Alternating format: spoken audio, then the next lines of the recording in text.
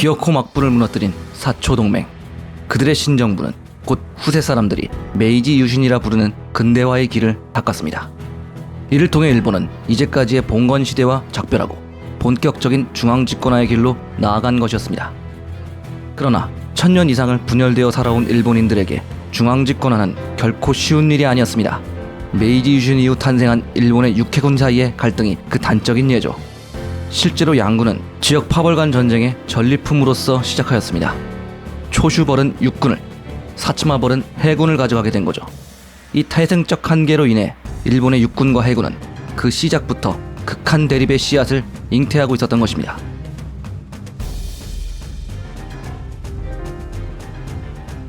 (1867년) 수립된 신정부는 1868년 에도 막부를 접수하고 막부의 거점 도시 에도를 동쪽의 수도 즉 도쿄로 개명하여 새 일본의 새 수도로 삼았으며 1869년까지 보신전쟁을 종결하여 전 일본의 영토를 손에 넣었습니다.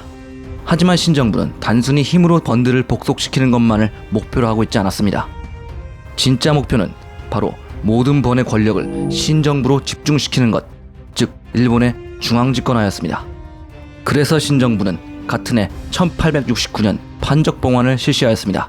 여기서 판이란 번들이 갖던 토지를 의미하며 적이란 번들에게 속해있던 사람들의 호적을 의미하죠. 일반적으로 국가의 3요소로 영토, 국민, 주권을 꼽습니다. 쉽게 말해 땅, 사람, 통치권인데 번도 비슷하다고 치면 신정부는 이 셋 중 둘인 땅과 사람을 가져가겠다는 건데 엄청난 문제 같은데요. 과연 번들이 가만히 있었을까요? 예, 의외로 가만히 있었다고 합니다. 왜냐하면 실은 그동안 내전을 하느라 다들 재정 상황들이 열악했었거든요. 게다가 신정부의 군대가 두렵기도 했고요. 한편 자리를 빼앗길까 불안해하는 번의 영주들을 안심시키기 위해서 신정부는 일단 지번사라고 하는 공직을 주어 권위를 어느 정도 유지할 수 있도록 조치하기도 했으니 번의 영주들은 얌전히 신정부의 조치를 수용했던 거죠. 하지만 2년 뒤 신정부는 중앙집권화 작업이 어느 정도 안정화되었다고 판단했는지 원래의 목표를 달성하고자 했습니다. 그것이 바로 1871년의 폐번치현이죠. 번을 폐하고 현을 세운다. 이 조치는 번이라는 1000년 이상 일본을 지배해온 봉건적 지방제도를 역사의 뒤안길로 완전히 보내버리는 한편 그 빈자리에 신정부가 직접 통치하는 행정구역 현을 세워 근대식 중앙집권적 지방제도를 탄생시키는데 그 목적이 있었습니다. 결과는 성공적이었습니다. 261개의 번들은 1개척사, 3부, 302개의 현으로 재편되었고 각 번의 지번사들은 해임되어 도쿄의 귀족들이 되었으며 그 자리는 신정부에서 파견한 지방관, 현령들로 채웠습니다. 이 제도는 오늘날 일본의 지방제도 도도부현의 기틀이 되었죠. 폐번치현에는 전국 단위 행정구역 재조정 그 이상의 의미가 있었습니다. 이것은 사무라이를 지배층으로 하던 일본의 구신분제가 붕괴되기 시작한 첫걸음이었습니다. 전국시대 시절 그 용맹을 뽐내던 사무라이들은 어느덧 250년간의 평화시대 동안 번의 공무원들이 되어 있었습니다. 이 공무원들은 자신들이 속한 번을 위해 일했고 그 반대국부로 복록을 받았으며 이를 대대로 세습받아 살아왔습니다.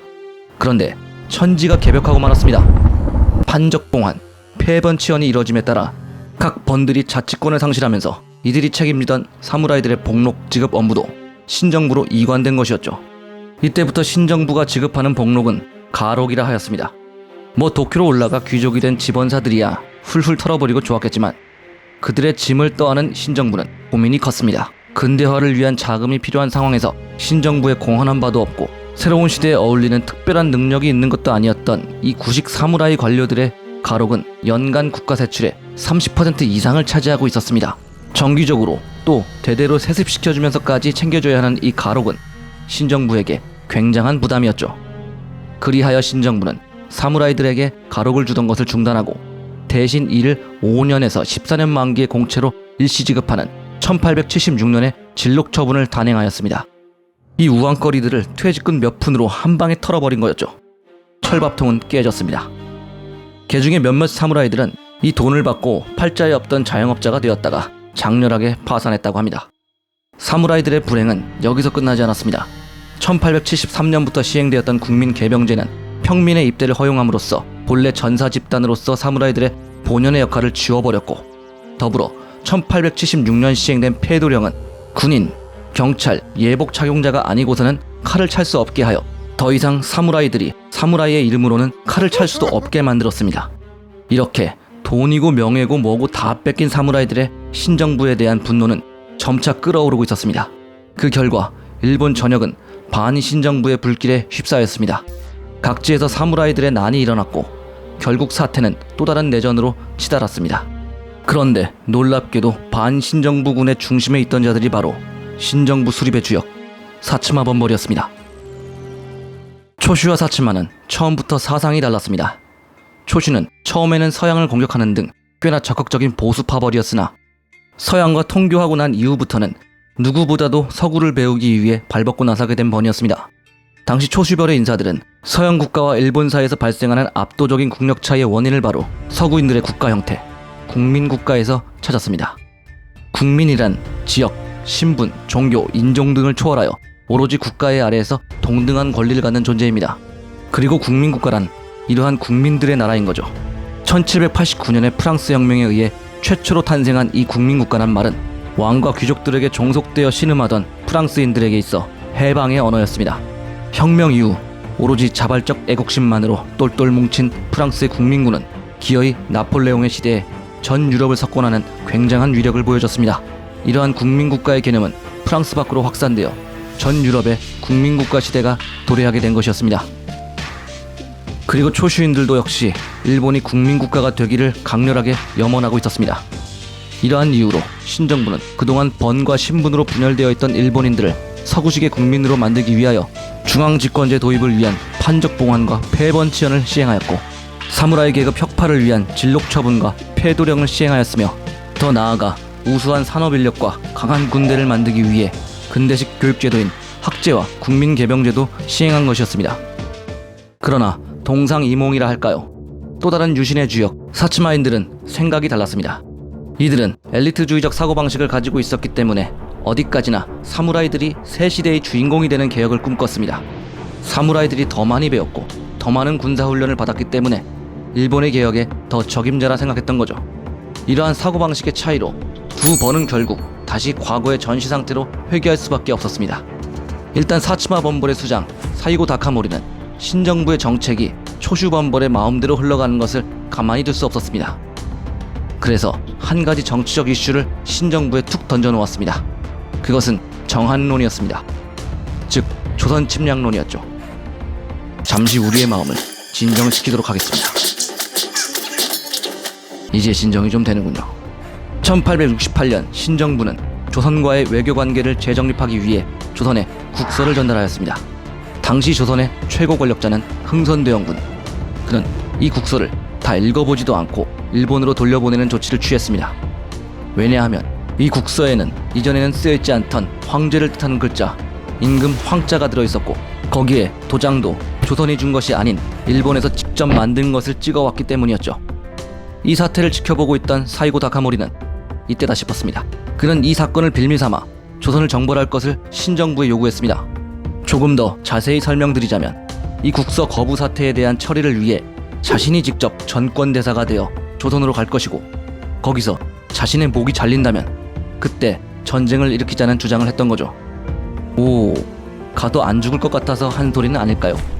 어쨌든 텐노는 최종적으로 사이고의 요청을 반려했습니다. 아직은 때가 아니라는 거죠. 아이고 사이고님 실망하셨겠네요. 아니요, 사이고는 오히려 명분을 얻었습니다.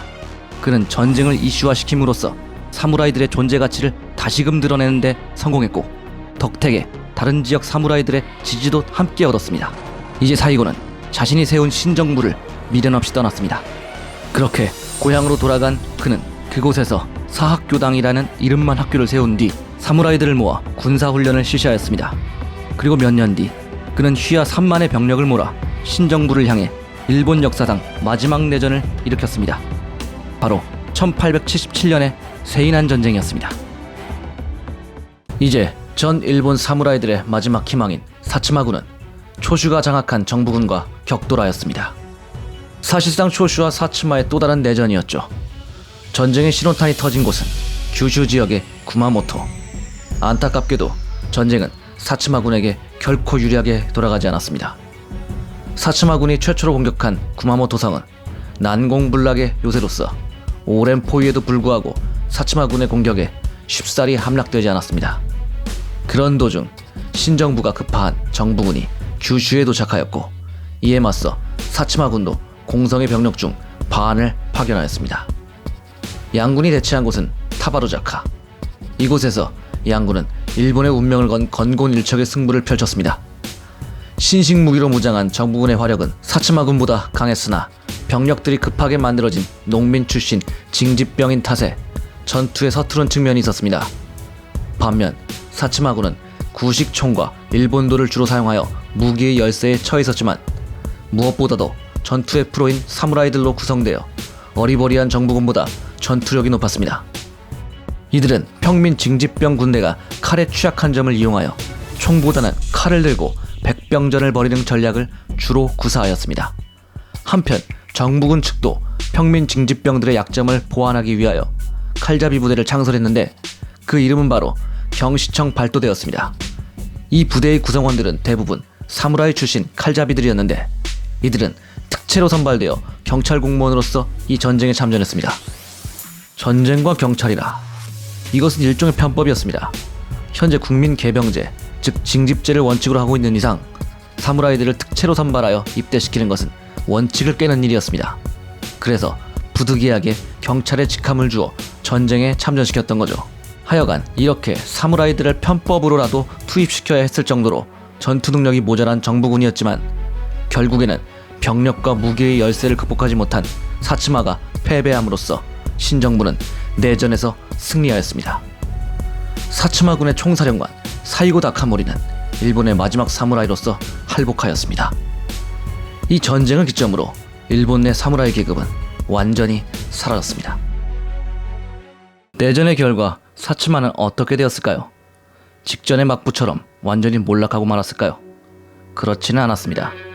초슈번과 사츠마번 둘 다 유신웅번이며 신정부의 정치, 행정, 군, 경을 두 번 출신들이 장악하고 있는 이상 사츠마가 몰락하는 일은 없었습니다. 다만 이 내전은 두 번간의 순위를 결정하였습니다. 초슈는 1등이 됐고 사츠마는 2등이 된 거죠. 1등을 위한 전리품은 육군이었습니다. 내전 이후 확립된 육주 해종의 원칙에 따라 육군은 해군보다 우선시되었고, 1등 초슈는 육군을 가져갔습니다. 그리고 남은 해군은 2등인 사츠마가 가져간 것이고요. 불행히도 육군과 해군의 시작점에는 두 범벌의 전통적인 대립 성향도 함께 녹아들어갔습니다. 이후 이 극한 대립의 전통은 일본의 패망 직전까지 사라지지 않았습니다.